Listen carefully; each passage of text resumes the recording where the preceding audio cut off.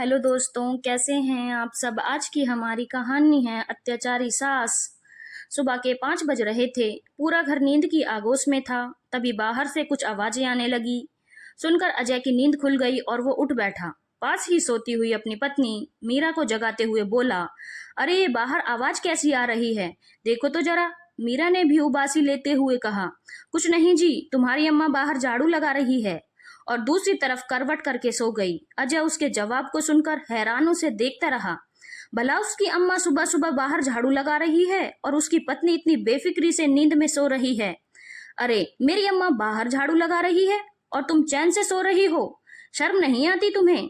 आखिर अम्मा तुम्हारी सास है, कुछ तो लिहाज करो। अजय ने मीरा को दोबारा जगाते हुए कहा, क्यों जी, क्या शर्म आएगी मुझे? अम्मा जी तो मेरी सास हैं, लेकिन आपकी और आपके भाई विजय की तो माँ हैं। तुम दोनों तो बेफिक्र होकर सोते रहते हो। और मेरे अलावा इस घर में एक बहू और भी तो है, वो भी तो चादर ताने सो रही होगी। फिर सारी शर्म लिहाज की उम्मीद मुझसे क्यों? अगर अजीब लग रहा है तो जाकर बाहर अम्मा के साथ झाड़ू लगवा लीजिए और मुझे चैन से सोने दीजिए। कहकर मीरा अपनी चादर तान कर सो गई। अजय मीरा को देखता ही रह गया। मीरा 2 साल पहले शादी होकर घर आई थी, लेकिन आते ही उसने पूरे घर को संभाल लिया, कभी किसी काम के लिए मना नहीं किया। खुद अजय तो कमाने के लिए बाहर रहता था, लेकिन मीरा अम्मा की सेवा के लिए यहीं रहकर परिवार को संभाल रही थी। घर में छोटा भाई विजय, अभी 4 महीने पहले ब्याह कर आई उसकी पत्नी रजनी, एक छोटी बहन नीता और अम्मा ही तो थे। हाँ, अम्मा का स्वभाव ही थोड़ा गर्म है। उनसे बर्दाश्त बहुत कम होता है। जो मुंह पर आता है मुंह फोड़ कर बोल देती, यह भी ना देखती कि सामने वाले के दिल पर क्या गुजरती है। फिर भी मीरा ने कभी पलट कर जवाब नहीं दिया। फिर अब क्या हो गया? उसे तो यकीन ही नहीं हो रहा था कि ये वही मीरा है जो अम्मा के उठने से पहले ही उठ जाती थी और सुबह से लेकर रात तक सबकी सेवा में लगी रहती थी। अभी महीने भर पहले तक वो यहाँ से मुंबई गया था, तब भी यही हाल था। पर फिर आखिर इन दिनों में ऐसा क्या हो गया कि मीरा इतनी बेफिक्र होकर सो रही है? आखिर जब उससे रहा नहीं गया तो खुद ही उठकर बाहर आया और अम्मा से झाड़ू लेकर बोला, ला अम्मा, मैं ही लगा देता हूँ झाड़ू, तू आराम कर। अम्मा ने उसे ऊपर से नीचे तक घूर कर देखा और कहा, अब यही दिन बाकी रह गए थे देखने के लिए कि तू झाड़ू लगाएगा। उस महारानी को नहीं बोल सकता था? आजकल बड़े रंग ढंग बदल गए हैं उसके, जब से छोटी बहुरिया आई है। अपने आप को पता नहीं क्या समझने लगी है। अब रहने भी दो ना अम्मा, मैं ही लगा देता हूँ झाड़ू, तुम्हें तो झाड़ू से मतलब है ना। कहकर अजय ने बात को टालते हुए अम्मा से झाड़ू ले ली और खुद झाड़ू लगाने लगा। अब बेटा बीवी को कुछ कहने की जगह खुद ही झाड़ू लगाने लग जाए तो भला कौन माँ बर्दाश्त कर सकती है। सो अम्मा भी शुरू हो गई और आवाज तेज करते हुए जानबूझकर बोली, ताकि अंदर सोती हुई मीरा को सुनाई दे, अरे तू तो रहने दे बेटा, अभी तो हाथ पैर चलते हैं मेरे, टूटे नहीं हैं जो उसकी मोहताज बनूंगी। शर्म ना आ रही उसे? यहाँ खसम झाड़ू लगा रहा है और खुद आराम से बिस्तर तोड़ रही है। घोर कलयुग है भाई। इधर मीरा को सब कुछ सुनाई दे रहा था, लेकिन उसके बावजूद वो उठकर बाहर नहीं आई। आखिर वो अब फैसला चाहती थी, छोटी बहू को प्यार और बड़ी बहू को दुत्कार। आखिर कब तक बर्दाश्त करती? तो वो इन सब के लिए पहले से ही तैयार थी। आखिर यह सब अम्मा जी का ही तो किया धरा है। जब से वो शादी होकर आई थी, अम्मा जी ने कभी उससे प्यार के 2 बोल नहीं बोले। कई बार तो उसके माँ बाप तक पहुंच जाती, लेकिन सब कुछ वो बर्दाश्त कर रही थी।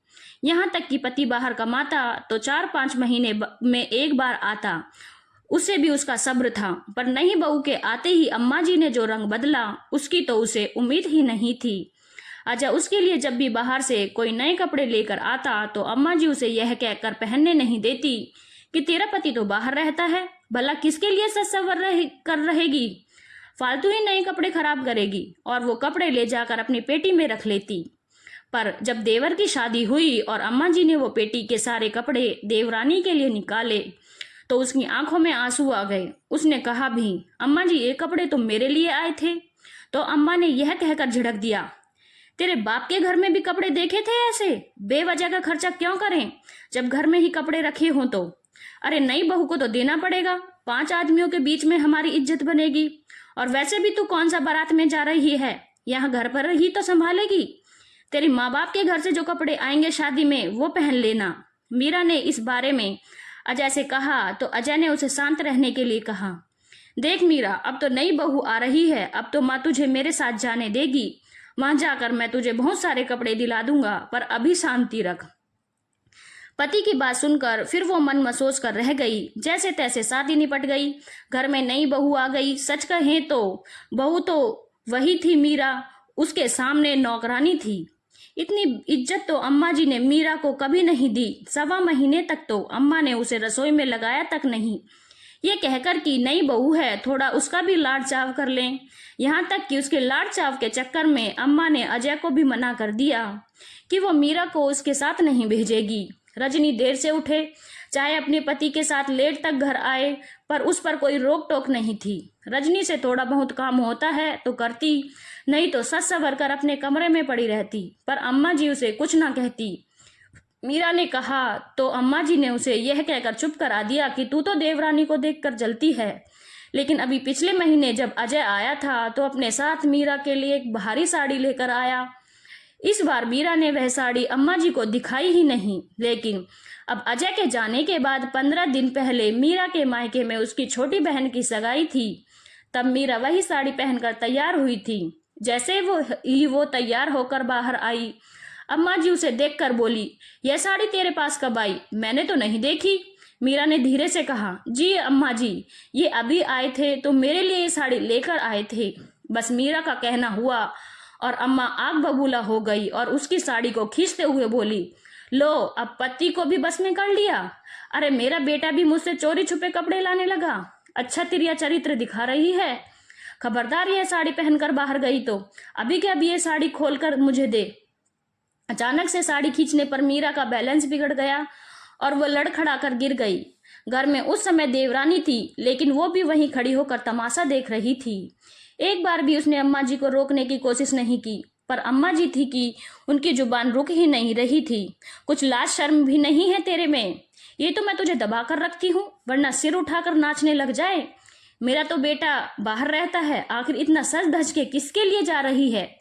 उस समय विजय भी घर आ गया। यह सब देखते हुए उसने अम्मा को जैसे तैसे वहां से हटाया। मीरा वहीं पड़ी बिलखती रही।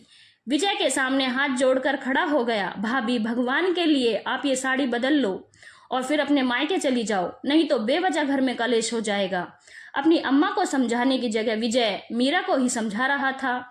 मीरा एक पल के लिए सोच में पड़ गई। ना ही पति और ना ही देवर, कोई भी उसके साथ नहीं खड़ा हो रहा। तभी उसकी नजर रजनी की तरफ पड़ी। उसके चेहरे पर कुटिल मुस्कान थी। बस वो कुटिल मुस्कान मीरा के मन में नस्तर की तरह चुभ गई। उस वक्त तो वो साड़ी बदलकर अपने मायके चली गई, पर उसके बाद उसने अपने आप को पूरी तरह से बदल लिया। हालांकि उसने कोई लड़ाई झगड़ा नहीं किया, पर अब वह फैसला चाहती थी।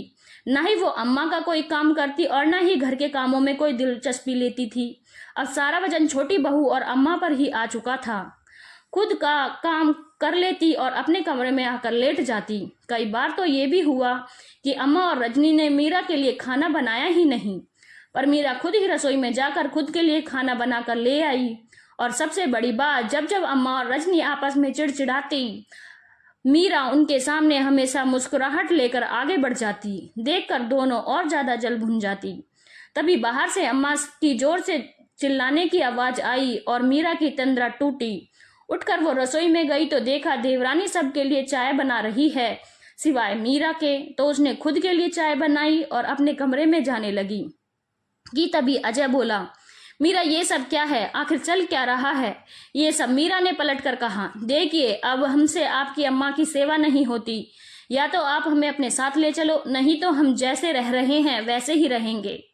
उसकी बात सुनकर अजय तो चुप हो गया, लेकिन अम्मा जी बोली, सुन ली अपनी पत्नी की बात, कैसे घर तोड़ने में लगी हुई है। अरे इसी दिन के लिए इसे हम यहाँ लेकर आए थे कि हमारे घर के 2 टुकड़े कर दे, बेच दे इसे इसके मायके, तब अकल ठिकाने आएगी। ठीक है, तुम अपना सामान पैक करो, तुम मेरे साथ ही मुंबई जा रही हो। अजय ने कहा तो अम्मा चुप हो गई और उसकी तरफ हैरानी से देखने लगी। तब अजय ने कहा, अम्मा जब इसको मायके ही छोड़ना है तो मैं अपने साथ ही ले जाता हूँ। वैसे भी गलती किसकी है मुझे सब पता है, पर हम कुछ कहते नहीं तो इसका मतलब यह नहीं कि आप हमेशा सही हैं। उस दिन क्या हुआ था मुझे विजय ने सब बता दिया था, इसीलिए कह रहा हूँ। आप भी यहाँ चैन से रहो और मेरी पत्नी को भी चैन से रहने दो। अम्मा कुछ कहने को हुई तो अजय ने हाथ जोड़ लिए। अम्मा माफ करो, इससे ज्यादा मैं अपनी पत्नी को और नहीं झुका सकता, कहकर अजय अपने कमरे में चला गया। मीरा और अजय दोनों उसी शाम वहां से रवाना हो गए। अम्मा अपना मुंह फुलाए बैठी रही। लोगों के सामने तो शुरू में जमकर बुराइयां की और लोगों ने चटकारे लेकर सुनी भी। अम्मा के सामने तो हमदर्दी जता जाते पर पीठ पीछे अम्मा पर ही हंसते। पर समय के साथ उन्हें समझ में आ गया जो वो सेवा बड़ी बहू ने की वो कोई नहीं कर सकता। अम्मा जी का स्वभाव धीरे धीरे नरम पड़ चुका है, क्योंकि वो ये जान चुकी हैं कि उन्हें रहना तो छोटी बहू के साथ ही है, क्योंकि इतना कुछ होने के बावजूद बड़ी बहू तो अपने पास बुलाएगी नहीं और छोटी बहू उन्हें इतना झेलेगी नहीं। धन्यवाद दोस्तों। अगर आपको कहानी अच्छी लगी हो तो चैनल को लाइक, शेयर और सब्सक्राइब करना ना भूलें।